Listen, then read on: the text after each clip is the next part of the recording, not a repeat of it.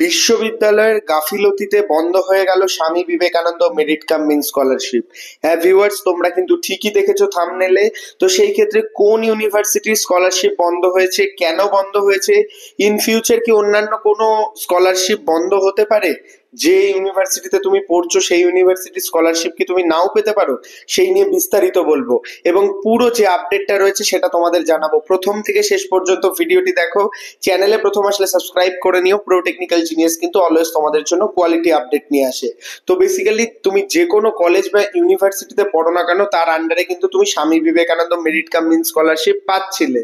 2025-এ দাঁড়িয়ে কিছু পরিবর্তন হচ্ছে এবং সেখানে দাঁড়িয়ে কি পরিবর্তন হচ্ছে, কোন কলেজে স্বামী বিবেকানন্দ স্কলারশিপ পাবে, কোন কলেজে স্বামী বিবেকানন্দ স্কলারশিপ পাবে না, বিস্তারিত বলবো।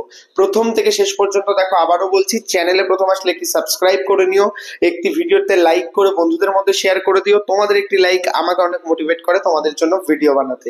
তো ভিউয়ার্স, বেশি দেরি করছি না, স্ক্রিনে চলে যাচ্ছি। তো ভিউয়ার্স, যেটা দেখতে পেলে বিশ্ববিদ্যালয়ের গাফিলতিতে বন্ধ হয়ে গেল বিবেকানন্দ স্কলারশিপ।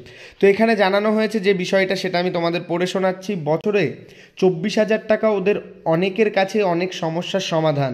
রাজ্য সরকারের এই স্কলারশিপের টাকাতেই পড়াশোনার খরচ চলে, কলেজ বিশ্ববিদ্যালয়ের ফিস নির্ভর করে। কিন্তু বিশ্ববিদ্যালয়ের চরম গাফিলতিতে সেই স্কলারশিপ সাংবাদিকতা বিভাগের পড়ুয়ারা পাচ্ছে না বলেই অভিযোগ, এবং তা নিয়ে কলকাতা বিশ্ববিদ্যালয়ের বেশ কিছু ছাত্রছাত্রীরা কিন্তু এরোর দরজায় ঘুরছেন, কিন্তু সুরাহা মেলেনি এখনও। রাজ্য সরকারের প্রিমিয়াম স্কলারশিপগুলির মধ্যে অন্যতম এই Swami Vivekananda merit cum means scholarship খবরের বন্ধের খবর পেয়ে নড়ে চড়ে বসেছে কিন্তু উচ্চশিক্ষা দপ্তরও। বিশ্ববিদ্যালয়ের কর্তৃপক্ষ অবশ্য এই গাফিলতি নিয়ে মুখ লুকিয়েছেন এবং পরীক্ষার যে নিয়ামকের দপ্তর সূত্রে খবর, সমস্যার নেপথ্যে রয়েছে সাংবাদিকতা বিভাগের সেকেন্ড সেমিস্টারের রেজাল্ট না বেরোনো। বাকি বিভাগের রেজাল্ট বেরিয়ে যাওয়ায় সেই বিভাগের পড়ুয়ারা এই টাকা পেয়ে গিয়েছেন।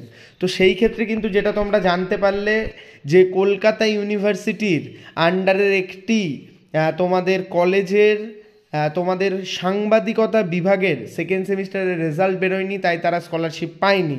তো সেই ক্ষেত্রে জানানো হয়েছে তাদের সেকেন্ড সেমিস্টারের পরীক্ষা কিন্তু হয়েছে, 6 মাস কেটে গেছে, চলছে থার্ড সেমিস্টারের পরীক্ষা, কিন্তু আগের সেমিস্টারের রেজাল্ট না পাওয়ায় কিন্তু আটকে গেছে Swami Vivekananda merit cum means scholarship. Kolkata বিশ্ববিদ্যালয়ের পাশাপাশি এই কোর্স চলে বাগবাজার উমেন্স কলেজেও, সেটি আবার সেলফ ফিনান্স কোর্স।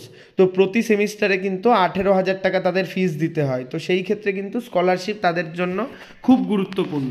তো সেই ক্ষেত্রে কিন্তু এই বিষয়টাই খুব গুরুত্বপূর্ণভাবে জানানো হয়েছে। বাগবাজার উমেন্স কলেজে অনেক ছাত্রী জানিয়েছেন স্কলারশিপের টাকা না এলে তারা কলেজের ফিস জমা করতে পারবেন না। স্বামী বিবেকানন্দ মেরিট কাম মিন স্কলারশিপের প্রতিটি সেমিস্টার পাশ করার পর সেই রেজাল্ট জমা করলেই টাকা দেওয়া হয়। স্বভাবতই প্রশ্ন উঠেছে, এতদিন আগে পরীক্ষা হলেও কেন রেজাল্ট বেরোয়নি। এই ব্যাপারে কলকাতা বিশ্ববিদ্যালয়ের পরীক্ষক নিয়ামক জয়ন্ত সিনহা নিরুত্তর, এবং ফোন হোয়াটসঅ্যাপ করা হলেও তিনি জবাব দেননি। কিন্তু ছাত্রছাত্রী বিভাগীয় শিক্ষকেরা এই যাবতীয় বিষয়ের গাফিলতির দায় চাপিয়েছেন পরীক্ষার নিয়ামকের ওপরেই। এই শিক্ষকের কথায় বিশ্ববিদ্যালয়ের এই বিভাগের একজন মাত্র স্থায়ী শিক্ষক, বাকি শিক্ষকরা কিন্তু অতিথি অর্থাৎ গেস্ট লেকচারার। তারা প্রশ্ন করেন না, তাই খাতাও দেখেন না। তো সেই ক্ষেত্রে খাতা দেখার দায়িত্ব নিয়ে কিন্তু তারা তাদের যে নিজস্ব প্রসেস মেনটেন করেননি এবং কোনো নাম্বারে ফোন করলে তারা ফোন ধরেননি। তো সেই ক্ষেত্রে কিন্তু এই বিশ্ববিদ্যালয়ের অর্থাৎ কলকাতা বিশ্ববিদ্যালয়ের কিন্তু এই কলেজের স্কলারশিপ আটকে রয়েছে। তোমাদের সবার মনের মধ্যে প্রশ্ন রয়েছে, তাহলে কি আদার্স কোনো ইউনিভার্সিটিরও কি স্কলারশিপ দেবে না এবছর? ওরকম কোনো রকম অফিসিয়াল আপডেট নেই। আমি কোনো ইউনিভার্সিটির নাম নেব না। তোমরা যে সমস্ত ইউজিসি আইসিটি নিয়ে চিন্তার মধ্যে ছিলে, ওরকম কোনো আপডেট অফিসিয়ালি আসেনি। সেই ক্ষেত্রে আমি তোমাদের অবশ্যই বলবো অপেক্ষা করতে। আপডেট আসলে আমি তোমাদের মধ্যে অবশ্যই নিয়ে আসবো। ভিডিওটি অবশ্যই লাইক করে দাও। এখনও পর্যন্ত স্কলারশিপ সবাই পাবে এই রকম আপডেটই আমার কাছে রয়েছে। অবশ্যই বন্ধুদের মধ্যে ভিডিওটি শেয়ার করে দাও যারা চিন্তার মধ্যে রয়েছে। ধন্যবাদ।